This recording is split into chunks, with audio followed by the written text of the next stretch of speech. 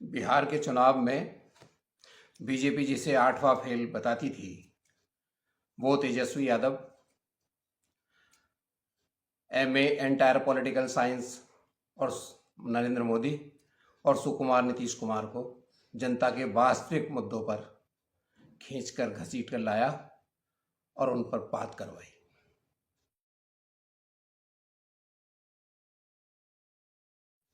कन्हैया नभ पर चमचम चपला चमकी, always best orator of India.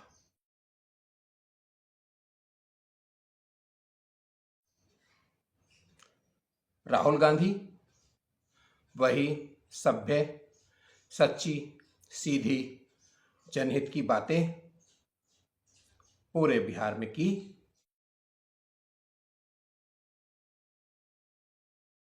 लेकिन उनके साथ पैदल सेना मौजूद नहीं थी।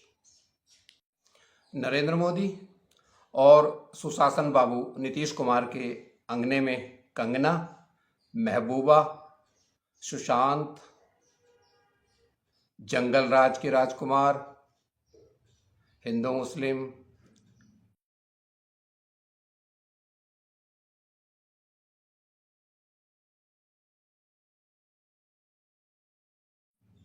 पाकिस्तान और वो सभी इमोशनल इशू जो जनता को एक नशा प्रदान कर सकते हैं, भारत को रहा नहीं, जारी रहा। नमस्कार दोस्तों, आज बिहार चुनाव के परिणाम का विश्लेषण करना है। इसमें पहले भाग में सामान्य रूप में कांग्रेस ने 19 सीटें जीती, आरजेडी ने 75 सीटें जीती, सीपीआई, सीपीआईएम, सीपीआईएमएल उन्होंने 16 सीटें जीती, बीजेपी ने 74 सीटें जीती, जेडीयू ने 43 सीटें जीती और इंडिपेंडेंट 1, बीएसपी 1 और एलजेपी 1, बीआईपी पार्टी 5 और असुद्दीन ओवैसी की एआईएम पार्टी ने 25 सीटें जीती। यह तो चुनाव घोषित हो चुका है, इसमें कोई विशेष बात नहीं है, ये तो केवल संख्या बताने जैसी बात है। यहाँ के बाद चुनाव विश्लेषण, परिणाम विश्लेषण शुरू होता है। ये सबसे महत्वपूर्ण बात है, दूसरे नंबर पर कौन कौन किस किस दल के प्रत्याशी कितने स्थानों पर रहे। कांग्रेस, जिसका प्रदर्शन इस बिहार चुनाव में खराब माना गया, जो कि देखने से स्पष्ट प्रतीत भी होता है, लेकिन 44 स्थानों पर कांग्रेस दूसरे स्थान पर रही। आरजेडी 66 स्थानों पर दूसरे स्थान पर रही। बीजेपी 34 स्थानों पर दूसरे स्थान पर रही और जेडीयू 56 स्थानों पर दूसरे स्थान पर रही। ये बड़ी महत्वपूर्ण बात है देखने की। और इंडिपेंडेंट 7 स्थानों पर दूसरे स्थान पर रहे और एलजेपी पार्टी 10 स्थानों पर दूसरे स्थान पर रही।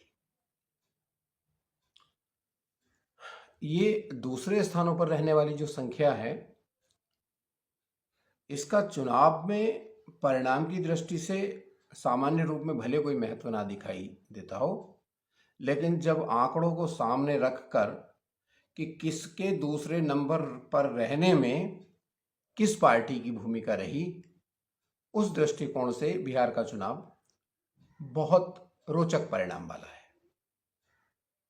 जैसे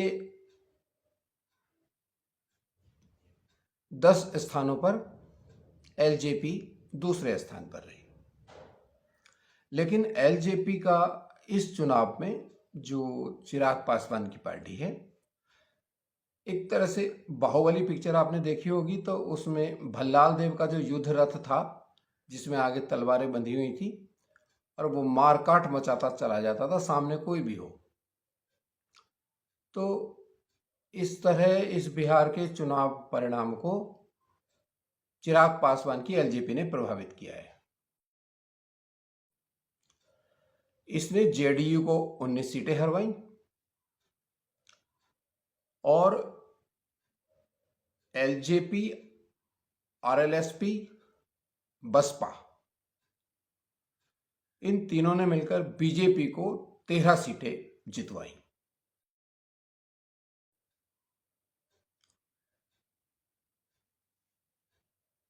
इस प्रकार एलजेपी ने बीजेपी को 3 तरह से मदद की। जो नीतीश कुमार से नाराज वोटर था, जो आरजेडी या कांग्रेस को जा सकता था, उसे वो उसमें से काफी वोट उसकी तरफ डाइवर्ट हुआ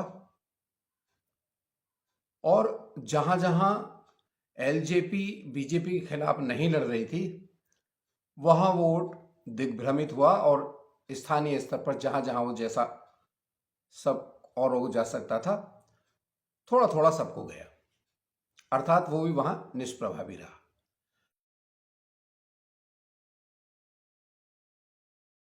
लेकिन नीतीश कुमार जिंदगी में, शेष राजनीतिक जिंदगी में इस बात को कभी नहीं भूल पाएंगे। जो चुनाव का डाटा है वो स्पष्ट बता रहा है कि ऐसी 19 सीटें जेडीयू हारा जो एलजेपी के कारण हारा।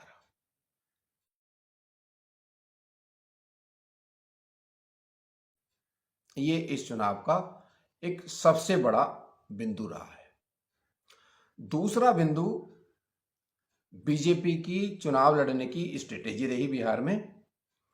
इसमें कोई दो राय नहीं कि जितनी भी स्कीमें लागू होती हैं वो उनका पूर्णतः 100% लागू होना बड़ा कठिन काम होता है किसी भी सिस्टम में। लेकिन नाराजगी केंद्र सरकार और नीतीश कुमार दोनों से थी।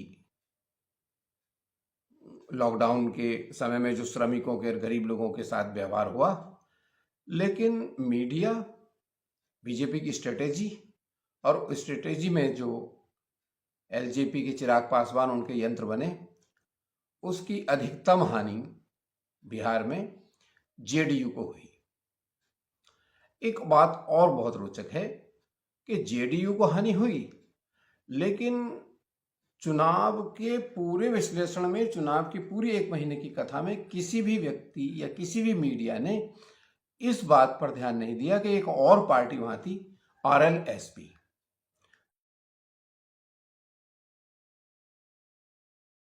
जब आप चुनाव का विश्लेषण करेंगे तो ये पार्टी चुनाव नहीं जीत पाई, लेकिन इस पार्टी ने आरजेडी और कहीं कहीं कांग्रेस, इन दोनों को अधिक नुकसान पहुंचाया है परिणाम की दृष्टि से। खुद चुनाव नहीं जीते, लेकिन ये अनेकों जगह पर तीसरे और चौथे नंबर पर रहकर इस तरह से वोट कटवा साबित हुए कि जो दूसरे नंबर पर आ रहा था, अगर ये नहीं होते तो वो पहले नंबर पर आता।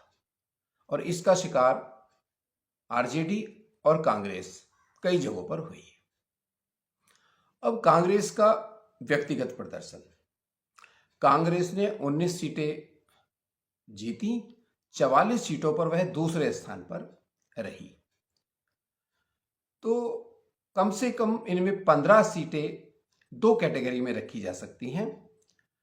उनमें से 5 सीटें ऐसी हैं जो कांग्रेस 113 वोटों से 2000 वोटों के अंतर से हारी, और 10 सीटें ऐसी हैं जो 2500 से लेकर 6000 और 6000 से लेकर 12000। आपको सुनने में बड़े अजीब लगे कि 6000 से 12000 का मार्जिन तो बहुत बड़ा होता है। ऑफ कोर्स मार्जिन तो 10 वोटों का भी बड़ा होता है जब हारते जीतते हैं, लेकिन मेरे विश्लेषण में एक बिंदु ये भी है कि जब कोई पार्टी उसके फेवर में जनभावना तो होती है, लेकिन संगठन का ग्राउंड पर अभाव होता है, तो वो फिर पूरी कॉन्स्टिट्यूंसी में ऐसे 2000 से 4000 वोट घर से निकालने में, बूथ पर लाने में असफल हो जाती है।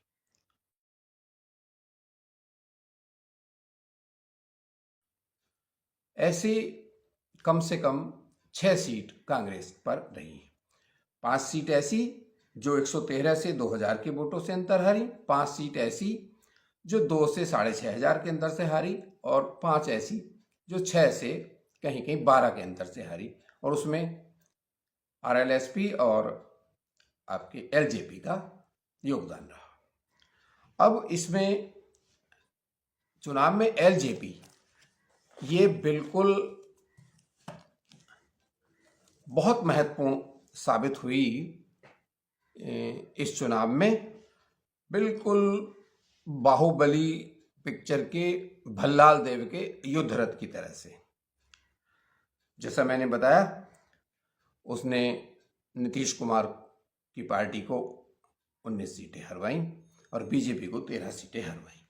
अर्थात बिहार में जो इस समय सरकार बनी है उसमें लगभग 26 सीटों में चिराग पासवान की पार्टी का योगदान है।